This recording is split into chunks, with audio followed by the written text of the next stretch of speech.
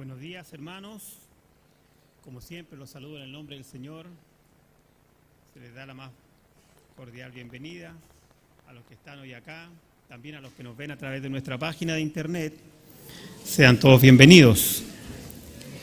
Vamos a continuar con nuestro estudio. Estamos estudiando las cartas del apóstol Juan. Hoy seguimos con la tercera carta del apóstol Juan y vamos a dar lectura todavía hay movimiento, voy a esperar que se sienten mejor.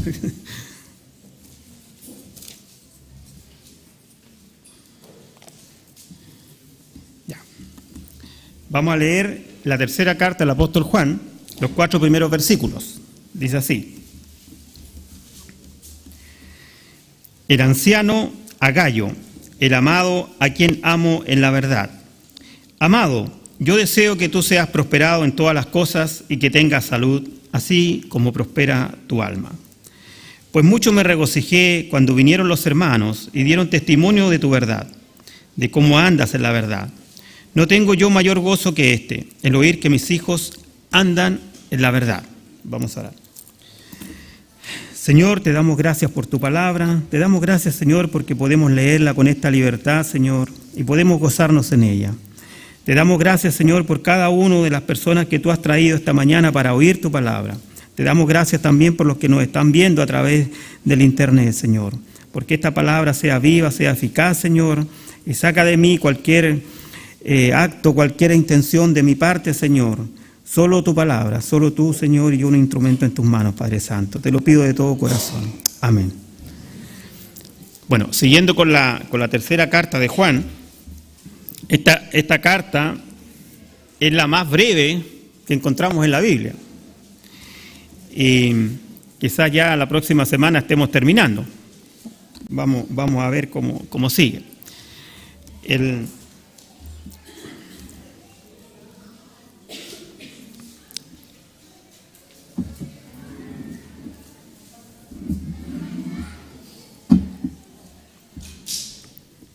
Sigue llegando gente. Bueno, el anciano, Juan, al igual que en la carta anterior, se define como el anciano. Y como bien decíamos la semana pasada, acá hay una doble lectura. Primero porque él era literalmente un anciano, un hombre de edad. Ya se cree de alrededor de 90 años, porque, como ustedes sabrán, Juan escribió el Apocalipsis en la isla de Patmos cuando fue exiliado, pero después de estar en la isla de Patmos, Juan volvió a Éfeso. Eso nos dicen los historiadores más recientes, que Juan, Dios le dio la oportunidad de vivir y morir en Éfeso y no exiliado en la isla de Patmos. Él amaba esta ciudad porque creemos por la historia que él llegó hasta allá después de las persecuciones que hubo de parte de los emperadores romanos, como estudiábamos la semana pasada, desde Tito, Nerón, Vespasiano y Claudio, que eran terroríficos. Y en la parte de Israel el que reinaba era Herodes, que era otro no menor. Entonces muchos hermanos huyeron de la persecución que ya comenzó en el primer siglo, y Juan llegó hasta Éfeso.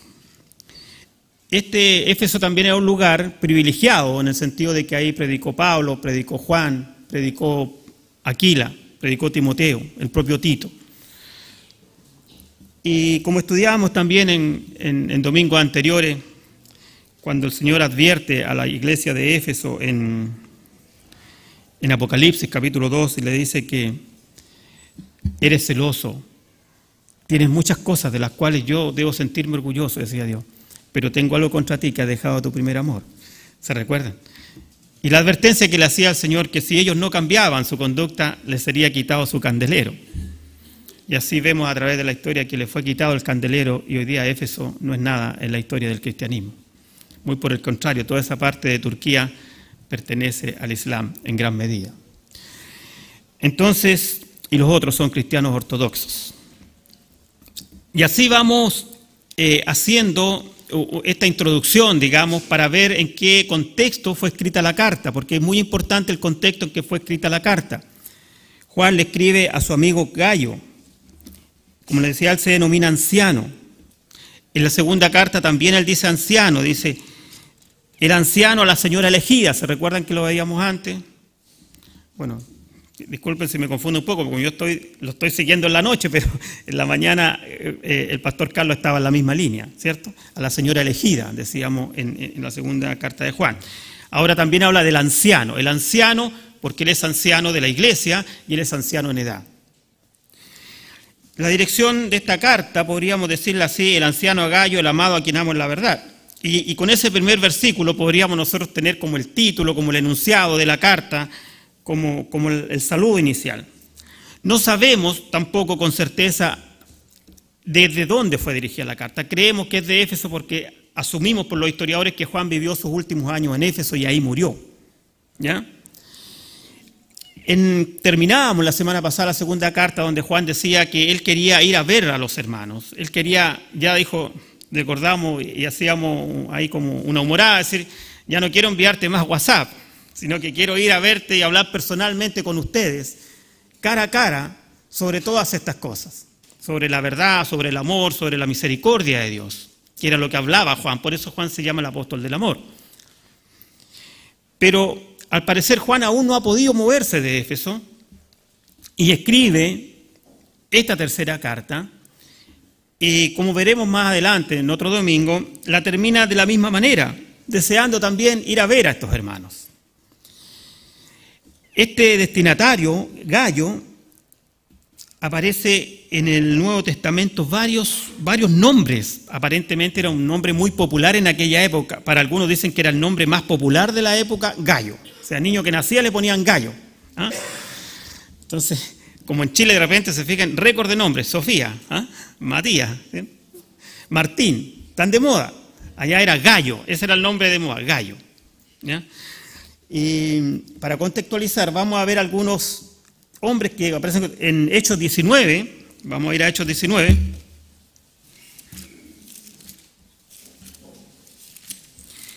Aparece nuestro primer hermano con nombre Gayo. Hechos 19, versículo 29, dice así.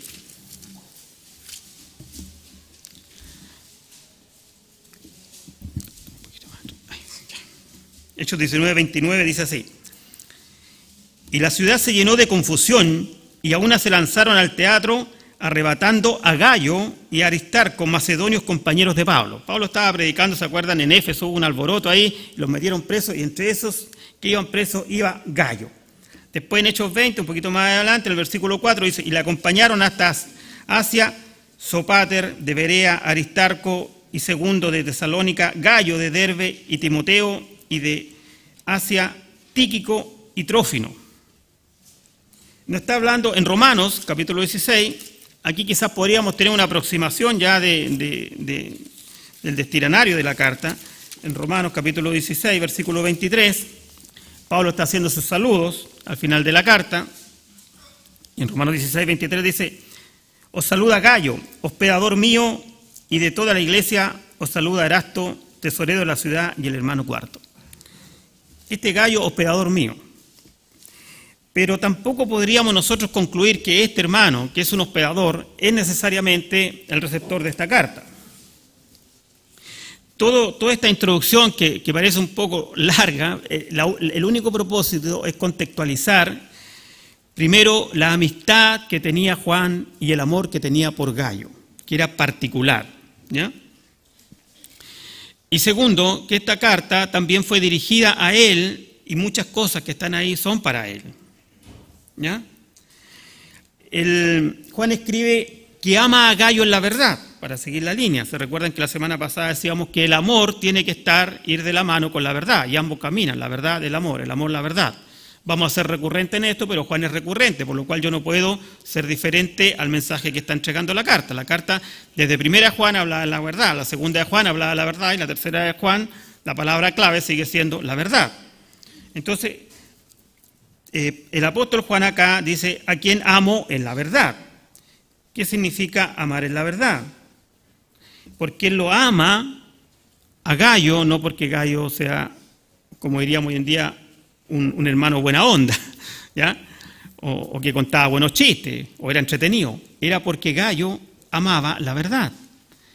¿Me siguen? Y Juan amaba la verdad. Entonces ambos estaban en sintonía, ambos estaban en la misma idea. Al amado Gayo, a quien amo en la verdad. El amo a quien amo en la verdad. ¿Se fijan? ¿Me siguen la idea? Él ama a Gayo porque Gayo ama la verdad. Cuando tú ames la verdad de tu hermano, vas a empezar también a amar a tu hermano. Porque ambos van a tener en común el amor por la verdad. Bueno, acá este saludo, como les dije, era un saludo común, pero quizá un poco apartado de la mayoría de las cartas apostólicas de aquella época, donde se daban paz y muchas salutaciones largas. Acá Juan es un poco más breve, quizás por la confianza y por el tiempo que llevaban juntos. Pero me quiero detener ahora en decir algo respecto a lo que estamos viendo hoy día, y es el deseo de Dios, es el crecimiento de sus hijos en todas las áreas de su vida. Los versículos que leímos, los 4 primeros, a veces cuando uno le da una primera lectura no digiere todo bien, ¿cierto? Vamos a ir de a poco desmenuzando esto que Juan está entregando a Gayo, y su deseo, ¿qué es el deseo de Dios? Es el crecimiento de sus hijos en todas las áreas de su vida, lo repito, en todas las áreas de su vida. Ahora, ¿cómo podemos ir creciendo en la vida cristiana? La pregunta del millón. ¿Cómo puedo yo cada día ir creciendo en la vida cristiana? Dios ha provisto de personas, hermanos, y de circunstancias, esto hay que tenerlo claro, de personas y circunstancias para que cada hijo de Dios pueda crecer en su alma y en toda su vida cristiana. Quizás una persona que en algún momento para ti fue desagradable, Dios lo puso para tu crecimiento. Quizás una circunstancia que no fue agradable, Dios la puso para tu crecimiento. En la medida que vamos madurando y vamos creciendo en la vida cristiana, nos vamos dando cuenta que tanto personas como circunstancias que en un momento pueden haber sido no gratas para nosotros, eran parte de la lima divina para ir armando nuestro carácter, como los artesanos, ¿cierto? Vamos armando, el artesano, ahí va, Dios como el artesano, hasta forjar el carácter de Cristo en el Hijo de Dios. Así, Juan el apóstol sigue escribiendo a nuestro hermano y deseándole que crezca en la verdad. Y pasa al versículo 2, el versículo 2 dice, amado, vamos a leer, porque como les dije, la primera lectura es muy rápida, dice, amado, yo deseo que tú seas prosperado en todas las cosas y que tengas salud, así como prospera tu alma. Y ustedes me dirán, quizás ya están pensando, mira, aquí aparece la palabra prosperado. ¿Ah? Y esos predicadores de la prosperidad deben estar saltando en una pata. Pero hermano, no es así, no es así. Hoy vamos a ir viendo detenidamente lo que realmente Juan quiere para su hijo espiritual, para su hermano amado. Por eso les dije que la introducción, un poco lata, pero era necesaria para ver el contexto de la carta. ¿Ya? 4 veces Juan llama en la carta a este hermano amado. Ahí en el versículo 1 le dice, amado, a quien amo en la verdad. Ahí en el versículo 2 nuevamente lo llamo amado. Así empieza el versículo, amado. Versículo 5 nuevamente lo llama amado. ¿Me siguen el versículo 5? Fielmente te conduces, amado. Versículo 11, amado, no imites lo malo. Esta palabra amado, en algunas traducciones, vamos a ver varias traducciones, algunas traducciones dicen querido amigo, otras lo traducen como querido hermano. Amado, tú eres amado de Dios, y como eres objeto del amor de Dios, eres objeto de mi amor también. ¿Se recuerdan que hablábamos que cómo vas a amar? Dice que amas a Dios a quien no has visto, si no amas a tu hermano a quien has visto. Y que el amor debíamos prodigarlo entre hermanos. El amor ágape, el amor santo, era entre hermanos. Por los inconversos era el amor para su salvación, para que sean salvos. También lo hablamos, ¿eso se recuerdan? Y por aquellos herejes que se apartan de la doctrina, ni siquiera los recibáis en casa. Esa era la enseñanza. 3 tipos de personas con las que nos podemos encontrar. Los hermanos, a quienes debemos amar, los inconversos, a quienes debemos amar, para salvación, y los herejes a los cuales ni siquiera los recibamos en casa, ni le digáis bienvenido. Esa era la enseñanza del apóstol Juan, el apóstol del amor. Entonces Juan acá formula un deseo, dice, amado, yo deseo, esa palabra deseo, dice que tú seas prosperado en todas las cosas. Yo deseo que tú seas prosperado. Hay una palabra ahí que está en el griego, la palabra se llama eujomai, para los que tienen diccionario en griego, eujomai, que es una voz como media de un verbo, ¿ya? Que se podríamos traducir como desear, querer, ansiar, anhelar, pero más contextualmente implica orar a Dios. Es decir, podríamos decir que Juan está diciendo, Gayo, amado, yo deseo que tú, dice, yo oro a Dios, ¿me sigue la idea? Más que desear, yo pido a Dios por ti. Yo no solamente deseo esto, quiero esto, yo pido a Dios por ti, yo doblo mis rodillas por ti, yo clamo a Dios por ti, porque tú seas prosperado así como prospera tu alma. Yo estoy pidiendo a Dios, yo estoy orando a Dios. El mismo deseo se recuerdan cuando Pablo le dice a los colosenses, no cesamos de orar por vosotros, para que seáis llenos del conocimiento de su voluntad, para que andéis como es digno del Señor. Entonces la oración de Juan estaba haciendo efecto en la vida de Gayo, porque su alma estaba siendo prosperada. Entonces Juan dice, yo oro a Dios por ti.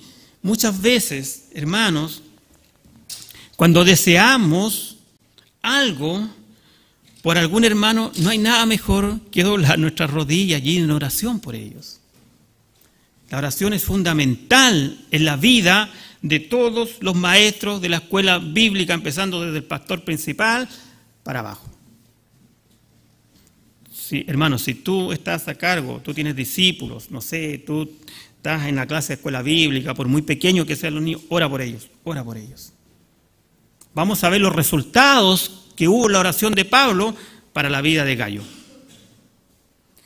Entonces Juan está diciendo en su oración por Gayo, él le desea salud, dice, y que tenga salud. Qué importante. Un detalle quizás, pero sumamente importante. Que tenga salud, que te vaya bien, que seas prosperado.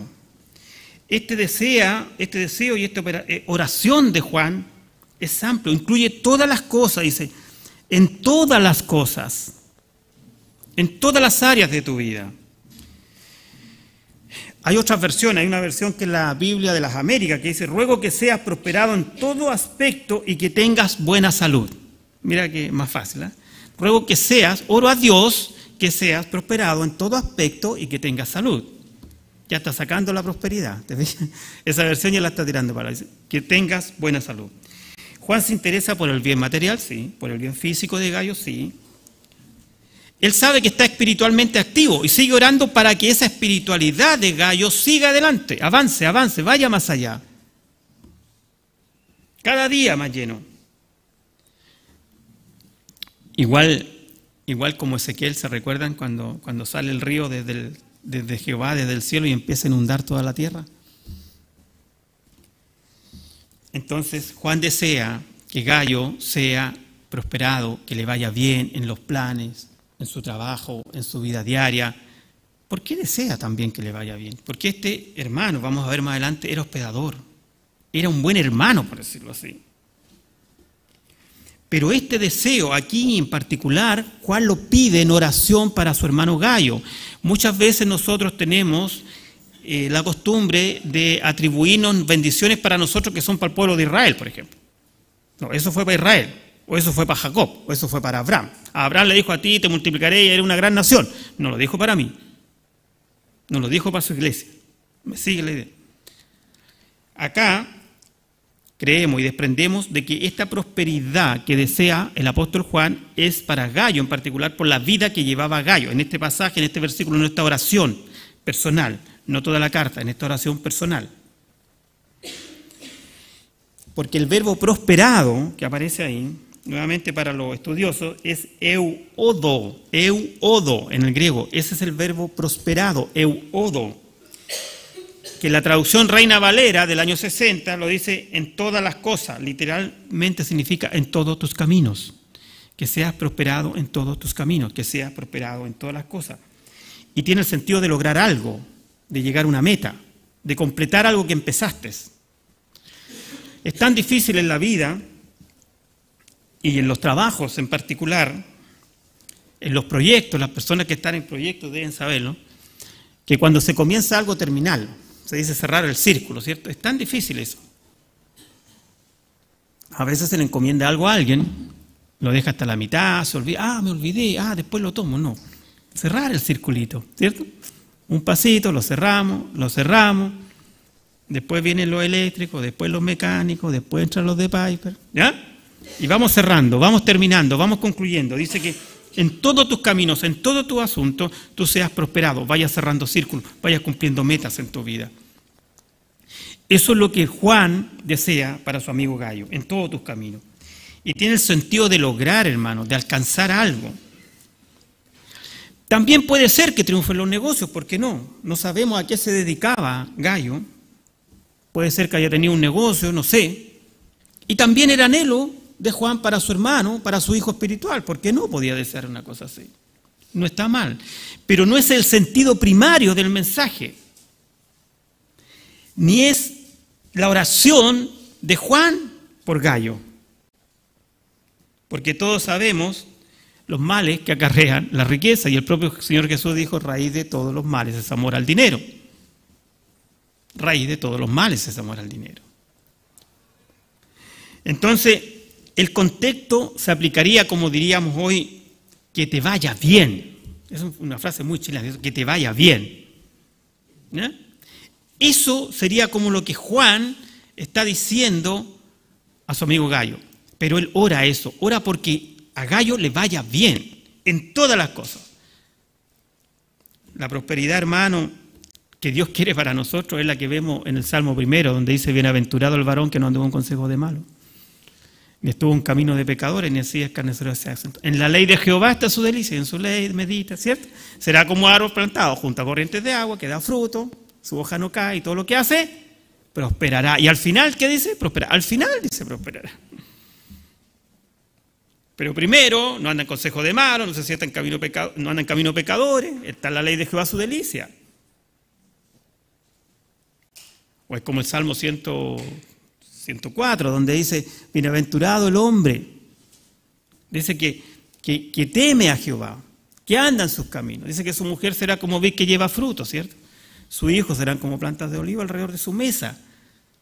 Eso es la prosperidad bíblica que Dios quiere para cada hijo de Dios. Amor, gozo, paz, paciencia, benignidad, bondad, fe, mansedumbre, templanza.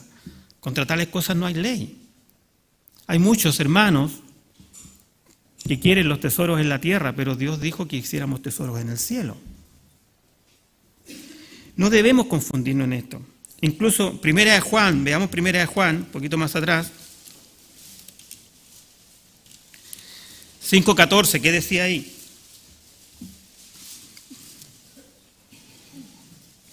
¿Se recuerdan que antes de hablar del pecado de muerte, hablábamos en 1 Juan 5:14, dice, y esta es la confianza que tenemos en Él, que si pedimos alguna cosa conforme a su voluntad, Él nos oye. Si pedimos alguna cosa conforme a su voluntad, Él nos oye.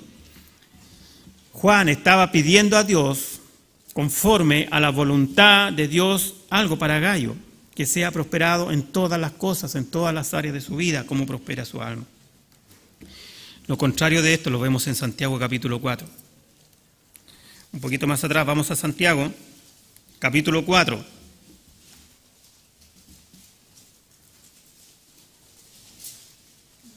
Santiago capítulo 4, versículo 1, dice así, voy a leer del 1 al 4. ¿De dónde vienen las guerras y los pleitos entre vosotros? ¿No es de vuestras pasiones, las cuales combaten en vuestros miembros? Codiciáis y no tenéis, matáis y ardéis de envidia y no podéis alcanzar. Combatís y lucháis, pero no tenéis lo que deseáis porque no pedís. Pedís y no recibís porque pedís mal, para gastar en vuestros deleites. Entonces incluso Dios mismo nos pide que tengamos cuidado en la oración. estoy pidiendo para mis deleites, estoy pidiendo para mi vanagloria, estoy pidiendo para mi egocentrismo, para aumentar más mi ego, para hacerme más vanidoso de lo que soy. O estoy pidiendo porque quiero realmente servir a Dios, porque estoy amando a Dios. Hermano, esto es sumamente importante porque, como les dije al principio, muchos toman este versículo que estábamos leyendo, el segundo versículo de esta carta, y lo destrozan hablando barbaridades. Y Dios no quiere eso, Dios no dice eso. Juan 16:33 para ir terminando esta parte. Juan 16:33 dice así.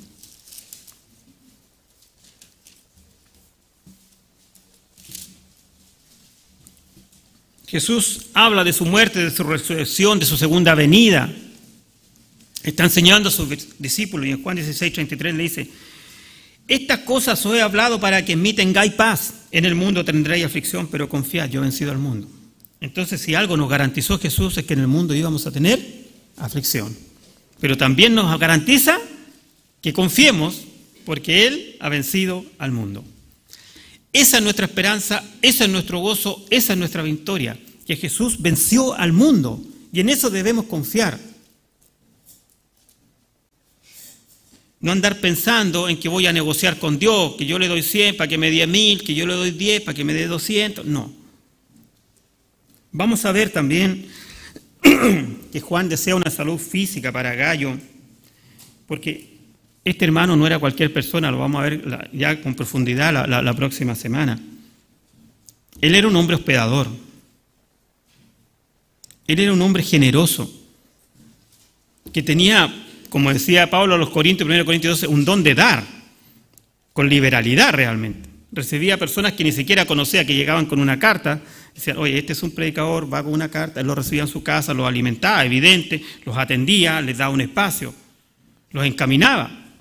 Y más aún en la costumbre judía antigua, era como la gente del sur, que tú te vas y te mandan con un roquín, dicen, ¿eh?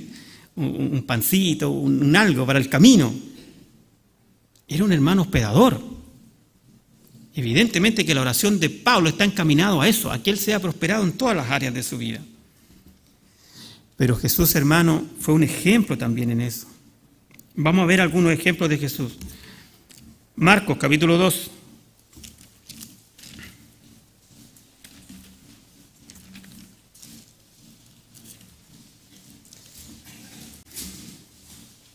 Del 9 al 12 dice así. Jesús fue su vida una vida de compasión hacia las personas. Marcos 2, versículo 9 dice así: ¿qué es más fácil decir al paralítico tus pecados te son perdonados o decirle levántate, toma tu lecho y anda? Pues para que sepáis que el Hijo del Hombre tiene potestad en la tierra para perdonar pecados, dijo al paralítico, a ti te digo, levántate, toma tu lecho y vete a tu casa. Entonces él se levantó enseguida y tomando su lecho salió delante de todos, de manera que todos se asombraron y glorificaron a Dios diciendo, nunca hemos visto algo así. Jesús se preocupó del bienestar espiritual, físico y material de las personas. ¿Se recuerdan ese pasaje? No vamos a ir allá por tiempo, pero se recuerdan cuando él está predicando, dice que llegó la tarde y había como 5.000 personas y tuvieron hambre. ¿Qué hizo Jesús? Multiplicó los panes. Multiplicó los peces y fueron alimentados todos, dice. Entonces, hermanos, confiemos en la provisión de Dios y no andemos como locos haciendo cosas que no corresponden. Dios va a proveer, porque Dios mismo quiere que también tú seas prosperado como prospera tu alma, hermano. Jesús fue misericordioso, pero en gran manera. La vida de Jesús fue una vida de amor, de misericordia, por los problemas de las personas, por las necesidades de las personas. Cuando enfocamos los evangelios y lo distorsionamos hacia esa prosperidad maligna que se ha introducido en algunas iglesias, perdemos todo el sentido de por qué vino Jesús. Se pierde el norte de la cruz, se pierden los milagros, se pierde toda la vida de Jesús. Hermanos, vamos a Mateo. Mateo capítulo 8.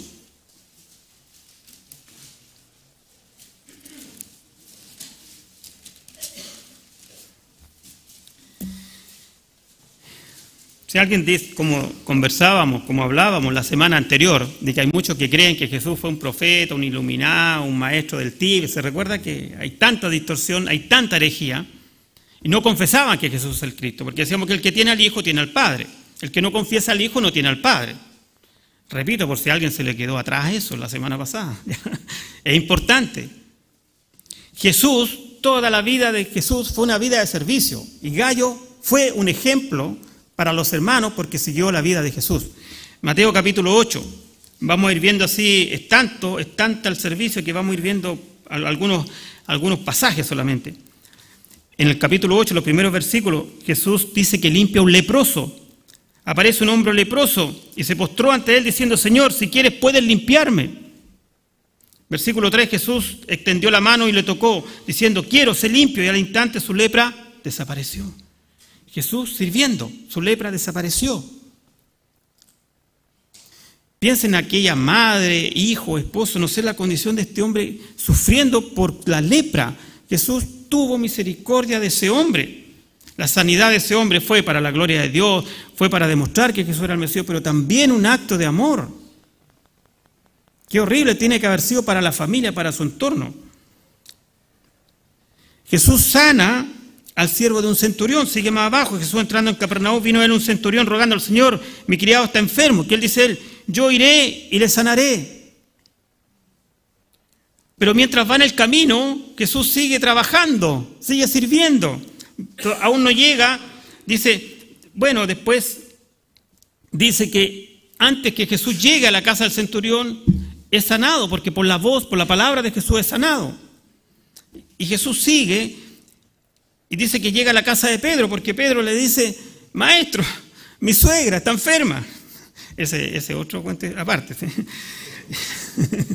Bueno, pero ya, el paréntesis necesario, ¿cierto? Dice que el Mateo 8, versículo 14, vino Jesús a casa de Pedro y vio a la suegra de este postrada en cama con fiebre. ¿Ya? Tiene que haber sido buena suegra, como Pedro llevó a Jesús para allá, ¿sí? Y Jesús dice que tocó la mano de la suegra de Pedro y la fiebre la dejó y ella se levantó y le servía. Era buena suegra porque comenzó a servirle, ¿cierto? ¿Ah? Hacer una churrasquita, algo así. Era buena suegra, ¿ya? Y Jesús sana a la suegra de Pedro, ¿ya? Bueno, hermanos, sigue. Bueno, y todo el evangelio. Después, ahí mismo Mateo, el versículo 28, dice que Jesús subió a la barca, pasó el otro día, calmó la tempestad, calma el viento cuando sus discípulos están en angustia. El versículo 28 dice: llegando a la otra orilla, a la tierra de los Gadarenos, vino a ese encuentro 2 endemoniados que salían de los sepulcros, feroces, 2 hombres endemoniados. Jesús echa a los demonios. Y a esos hombres, ¿qué es lo que pasa? Son nueva criatura. Son restaurados completamente en su vida. Jesús sigue sanando. Dice que llegaba la noche y Jesús seguía en eso. Que a veces tenía como que apartarse un poco porque ya no daba más. Y más, aún Lucas nos dice que muy de temprano Jesús se levantaba a lugares desiertos a orar. Toda su vida una vida de servicio, hermanos. Entonces, ahí en el versículo 9, sigamos un poco más para cerrar esto. Decía: entrando Jesús en la barca, versículo 9, volvió de nuevo a Galilea. Y en el versículo 2 dice: sucedió que le trajeron un paralítico tendido sobre una cama, y al ver Jesús la fe de ellos, dijo al paralítico: ten ánimo, hijo, tus pecados te son perdonados. Pero no quedó ahí. Después en el versículo 6 dice: toma tu cama y vete a tu casa. Perdonó pecados y los sanó. Perdonó pecados y los sanó. Jesús podía perdonar pecados, Jesús podía sanar, porque Él era Dios mismo viviendo en nosotros. Porque el que ha visto al Hijo ha visto al Padre. Hermano, por eso no debemos confundirnos en la vida cristiana. La vida cristiana es de tesoros en el cielo, no es de tesoros en la tierra. Dios nos va a dar, Dios nos va a proveer de acuerdo a nuestras necesidades, de acuerdo a lo que necesitemos. Pero no nos afanemos, no nos afanemos. Este pasaje de Tercera de Juan, tan manoseado y tan mal usado por algunos predicadores de la prosperidad, Es un engaño, hermanos. No está enseñando eso el apóstol Juan acá. Le está pidiendo una oración a Dios por su hijo espiritual, por su amado hermano Gayo, que sea prosperado en todas las cosas. La palabra en griego prosperar es la misma que está en otras partes de la Biblia, pero en otro contexto. El contexto de aquí es este. Por ejemplo, quizás los más estudiosos, y lo aclaro, me van a decir, es la misma palabra que aparece en 1 Corintios 16, donde dice cada uno como fue prosperado, ¿cierto? Se junten cada primer día de la semana y cada uno de acuerdo a cómo fue prosperado, dé para el Señor. Es la misma palabra, sí. Y ahí habla de prosperidad material. Si te fue bien en el trabajo, aparta para el Señor. Si te fue muy bien, apartarás un poco más. ¿Me entiendes? Porque dice cada uno de acuerdo a cómo fue prosperado. Entonces, él lo dice, Pablo, en 1 Corintios 16, dice ahí en el versículo 2, de acuerdo a cómo fue prosperado. Y es la misma palabra que usa acá. Pero están en contextos distintos. La prosperidad de acá se aplica a la prosperidad de todas las cosas. ¿Me sigue la idea? Vamos a leer Proverbios para terminar esto, porque debemos haber estado un día completo en esto, pero hablando acerca de la prosperidad, pero el pastor Carlos también ya nos ha enseñado muchas veces de lo mismo, y creo que lo ha dejado sumamente claro. Proverbios capítulo 30, por favor.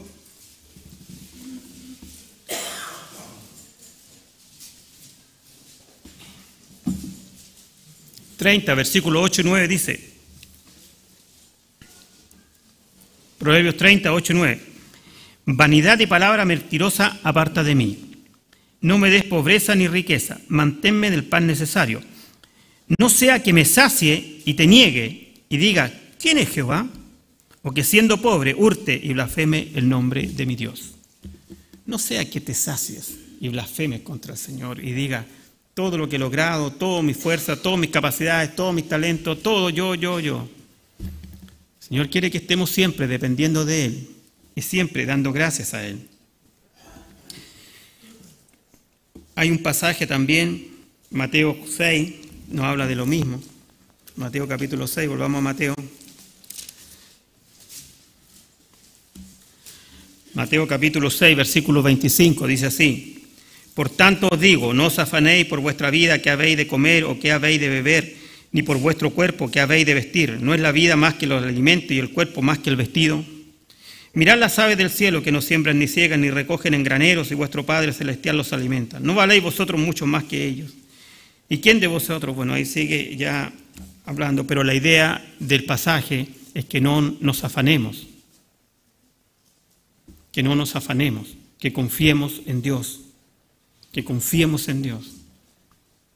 Y la prosperidad acá que habla, el contexto de 3 Juan no es el mismo de 1 Corintios 16, donde habla de los negocios. ¿Ya?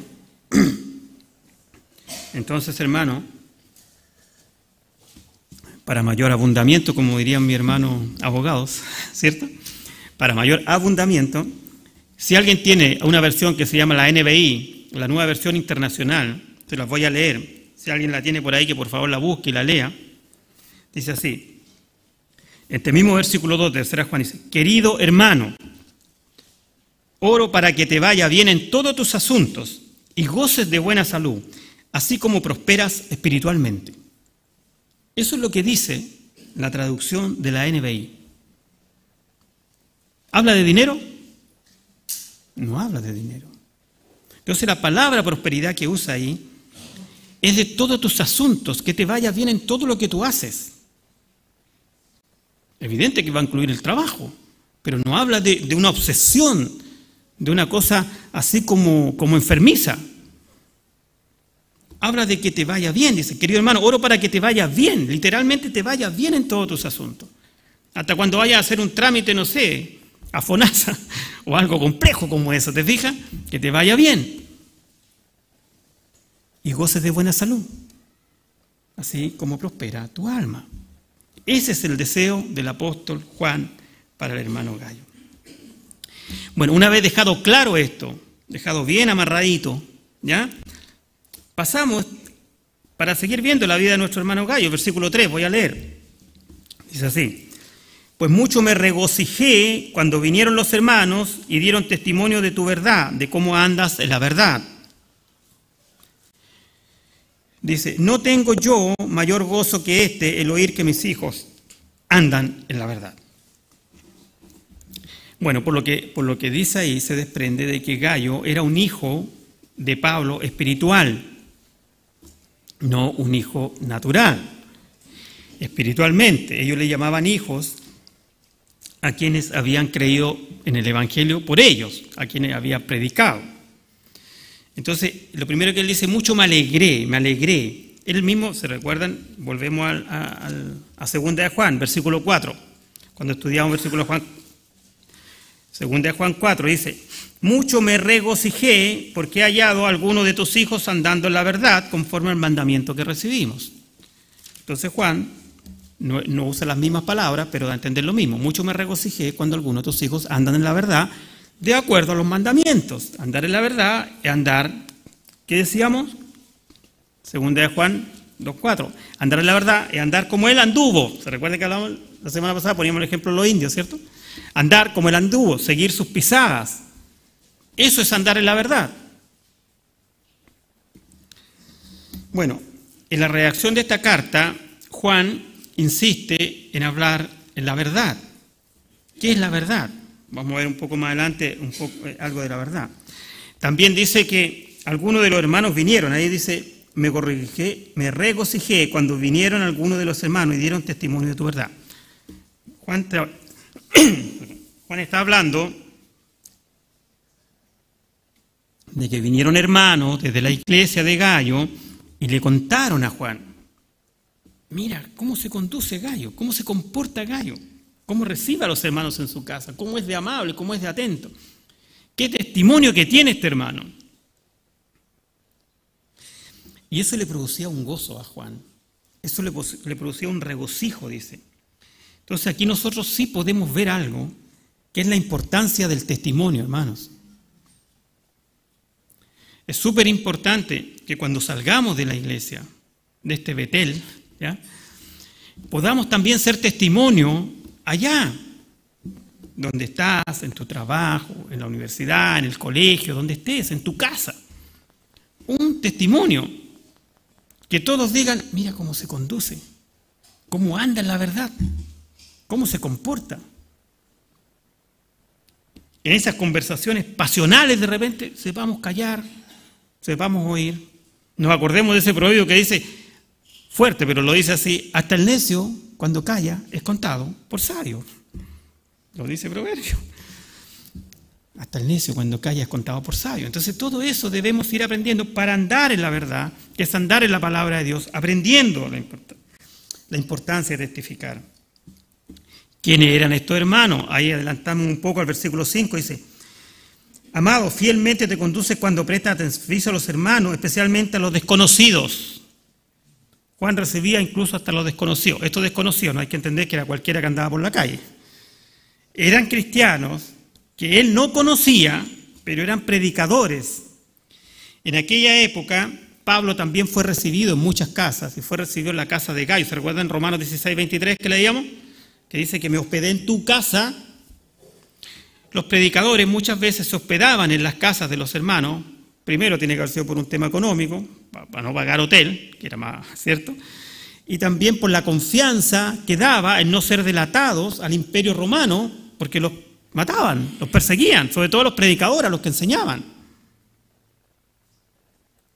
Entonces, Juan también está exaltando esta área de la vida de Gayo, que era hospedador. Y sigue, ¿cómo sigues andando en la verdad, amigo Gayo, hermano Gayo?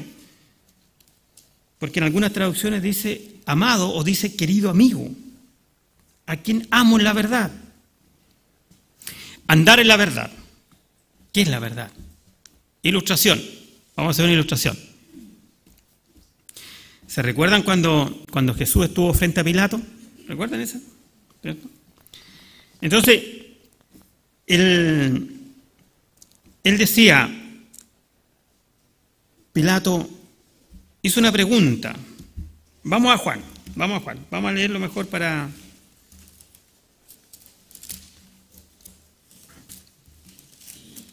Está en Juan capítulo 18.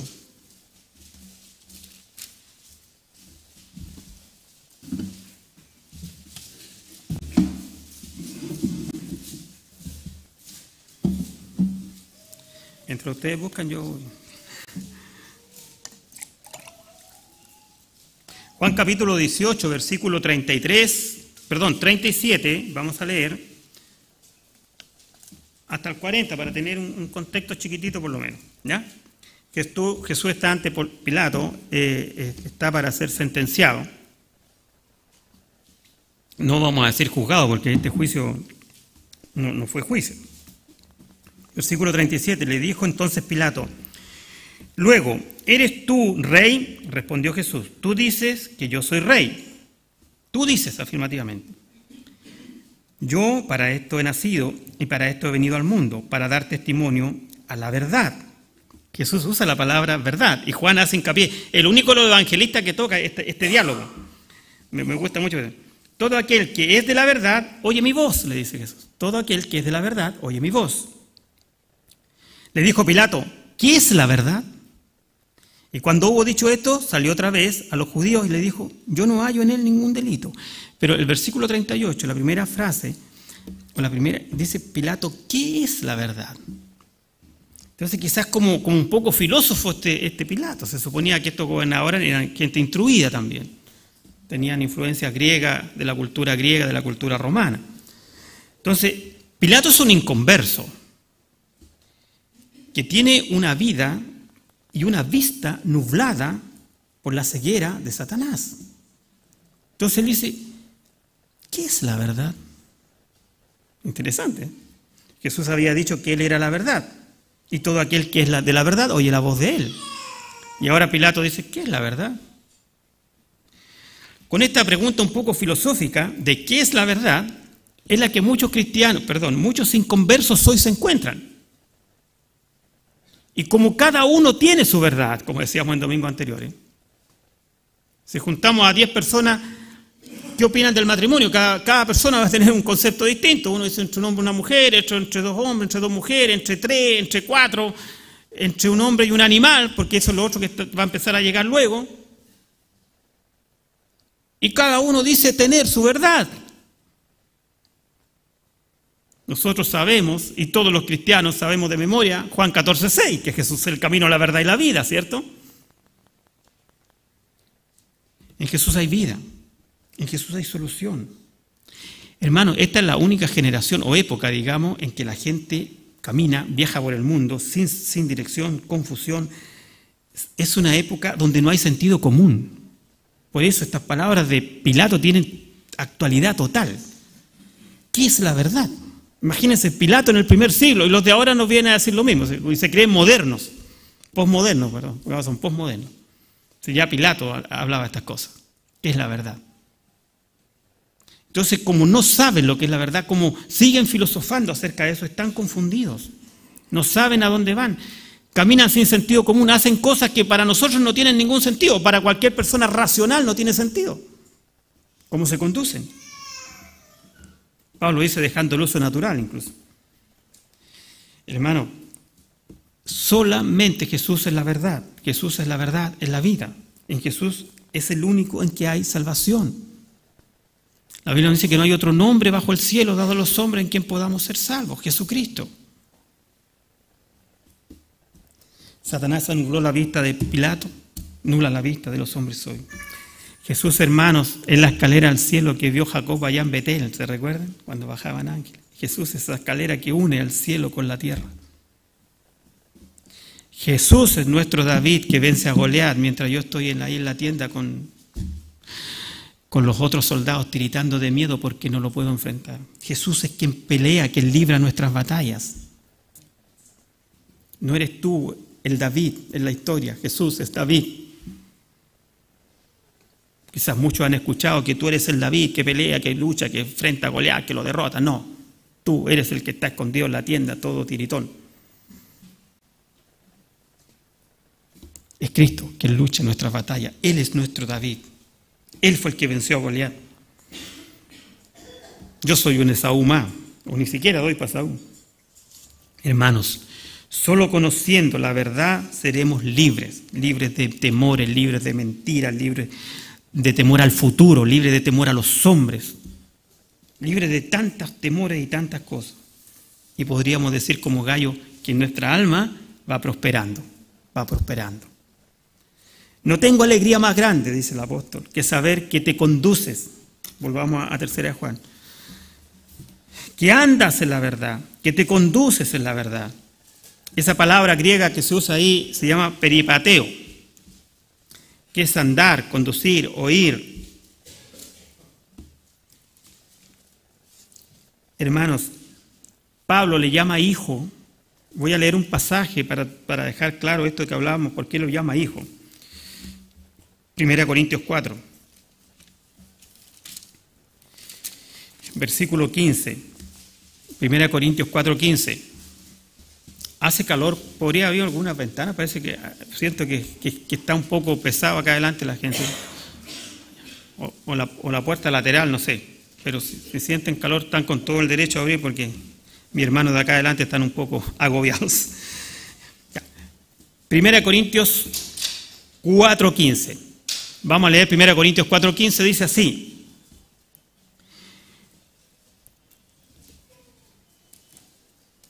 Porque aunque tengáis 10.000 años, le escribe Pablo a los Corintios, aunque tengáis 10.000 años en Cristo, no tendréis muchos padres, pues en Cristo Jesús yo os engendré por medio del Evangelio. Los ayos eran los maestros, eran los pedagogos, la misma palabra griega. Ayos es un pedagogo, es un maestro, un profesor.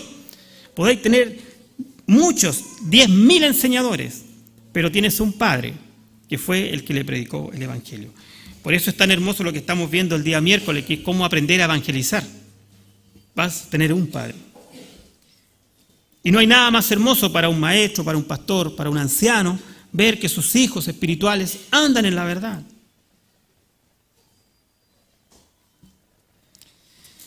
En suma, son hijos de la luz. Hermanos, ya para ir concluyendo, solo decirle que Gallo era un hombre de una excelencia, de una estatura en la cual nosotros vamos a imitar. El próximo domingo seguiremos estudiando esta parte de Gallo. ¿No cierran todavía la Biblia? Gallo es un hombre de una estatura que nosotros debemos imitar.